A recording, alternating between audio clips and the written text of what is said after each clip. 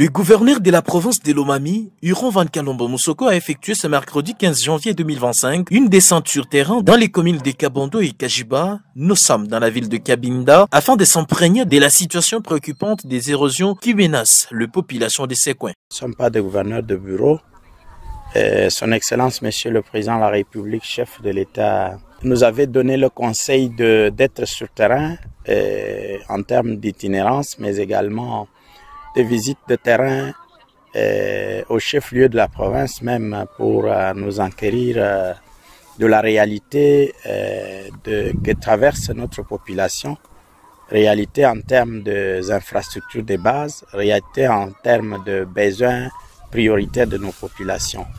Alors, après plusieurs pluies qui se sont abattues sur la ville, chef-lieu de la province, comme dans nos différents territoires et villes de la province, je me suis dit, je commence quand même les visites. Je ne les ai pas commencées aujourd'hui. Il y a 3 jours que j'ai commencé les visites de terrain pour d'abord voir quelles sont les urgences au niveau du chef-lieu après des villes, reconstituer un peu les états des lieux parce que les actualiser quoi. Accompagné du ministre provincial du ZITEPER, du directeur provincial de l'OVD et de son conseiller technique, le chef de l'exécutif provincial Lomami a observé sur place l'apparition des 6 têtes d'érosion autour de Yakasongo, un ravin impressionnant de la commune de Kajiba dont l'avancée a été stoppée en 2023. De plus, Huron Van Kalombo a constaté la progression du ravin Kombelega sur l'avenue éponyme, celui du couvent de filles de Marie sur l'avenue Sendwe Moutamba, le ravin Saint-Pierre sur l'avenue Akaombu, ainsi que le ravin Jean Mouela sur l'avenue Sapou Kassai. Au site Yakasongo, après les travaux de lutte anti-érosive qui ont été, des travaux très importants d'ailleurs qui ont été entrepris par l'OVD sur un financement du gouvernement central. Mais j'ai eu l'information que vraiment il y avait plusieurs têtes d'érosion qui se sont créées à la suite des pluies qui se sont abattues.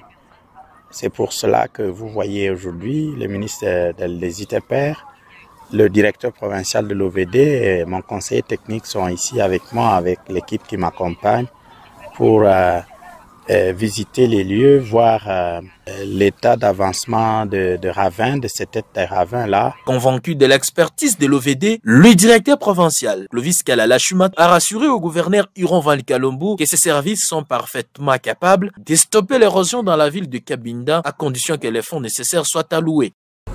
Non, nous sommes avec le gouverneur. Il est en train de voir l'état de progression des ravins. Dans la ville, comme nous sommes en pleine pluie, chaque jour il y a pluie, il est en train de se rendre aussi compte que c'est comment, quelle solution on peut chercher, ni au niveau provincial, ni au niveau national. La solution est là. Ce n'est pas difficile de trouver une solution, c'est seulement les moyens. S'il y a les moyens, nous là, nous sommes formés pour ça, pour mettre fin à tout ça. D'ailleurs, l'avenue Yakaombo ici, avec ses ravins à côté de Saint-Martin et Saint-Pierre, nous l'avons déjà étudié et transmis à qui les droits. C'est déjà programmé dans le projet Tchiléjo. Le défaut est que le projet Tchiléjo connaît un retard. Loin de son rôle de gestionnaire, le gouverneur a promis de plaider auprès du gouvernement central pour que les travaux d'urgence soient financés et lancés rapidement, des craintes d'isoler totalement les habitants de ces communes.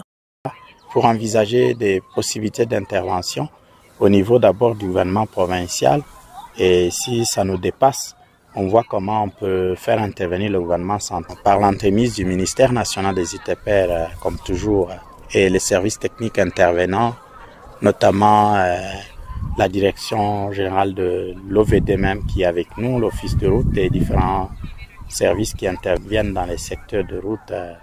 Mais ici particulièrement, il s'agit bien de l'OVD, FONER qui peut aussi intervenir comme les financiers de la République pour cela, mais également et surtout les ministères des ZITEPER qui chapeautent toutes ces activités-là.